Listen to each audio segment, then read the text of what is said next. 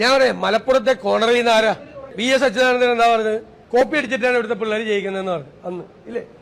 ഏറ്റവും അവസാനം പറഞ്ഞത് പ്രിയങ്ക ഗാന്ധി ഇത്രയും ഭൂരിപക്ഷത്തിൽ ജയിച്ചത് വർഗീയവാദികൾ വോട്ട് ചെയ്തിട്ടാണ് ജയിച്ചതെന്നാണ് പറഞ്ഞത്. ആ വാദത്തിൽ ശ്രീ വിജയരാഘവൻ ഇപ്പോഴും ഉറച്ചു നിൽക്കുന്നുണ്ടോ?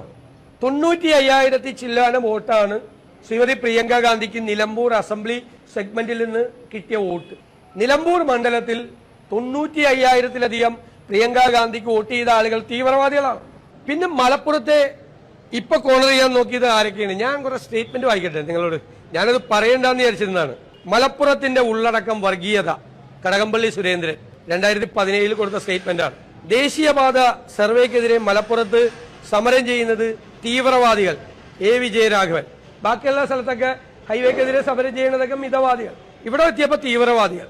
ആലപ്പാട് ഖനന വിരുദ്ധ സമരത്തിനെതിരെ സമരക്കാർ മലപ്പുറത്തുകാർ. അത് EP ജയരാജൻ. മതത്തിന്റെ പേരിൽ രാഷ്ട്രീയ പ്രവർത്തനം നടത്തുന്ന മുസ്ലിം ലീഗിന്റെ പ്രവർത്തനം സുപ്രീം കോടതി പരിശോധിക്കണം. കോടിയേരി ബാലകൃഷ്ണൻ. മലപ്പുറത്ത് അക്രമം നടത്തിയത് രാജ്യദ്രോഹികൾ. പാണക്കാട് തങ്ങൾ യോഗി ആദിത്യനാഥിനെ പോലെ. കോടിയേരി. ഏറ്റവും വലിയ വർഗീയത ന്യൂനപക്ഷ വർഗീയത. വിജയരാഘവൻ. സാദിഖ് അലി തങ്ങളുടേത് സക്കീർ നായിക്കിന്റെ നിലപാട്. വിജയരാഘവൻ. ദേശീയപാത വികസനം തടസ്സപ്പെടുത്തിയത് തീവ്രവാദികൾ. വിജയരാഘവൻ. ദേശീയപാത സർവേക്കെതിരായി മലപ്പുറത്ത് സമരം ചെയ്യുന്നത് തീവ്രവാദികൾ. വിജയരാഘവൻ. കോൺഗ്രസ് നേതാവ് MA ഷാനവാസ് മുസ്ലിം തീവ്രവാദി. വിജയരാഘവൻ. ഗെയിൽ സമരം പിന്നിൽ തീവ്രവാദികൾ. CIA വിരുദ്ധ സമരങ്ങളിൽ തീവ്രവാദികൾ നുഴഞ്ഞുകയറി. കേരള മുഖ്യമന്ത്രി പിണറായി വിജയൻ ഇക്കാര്യം സ്ഥിരീകരിച്ചു. നരേന്ദ്രമോദി.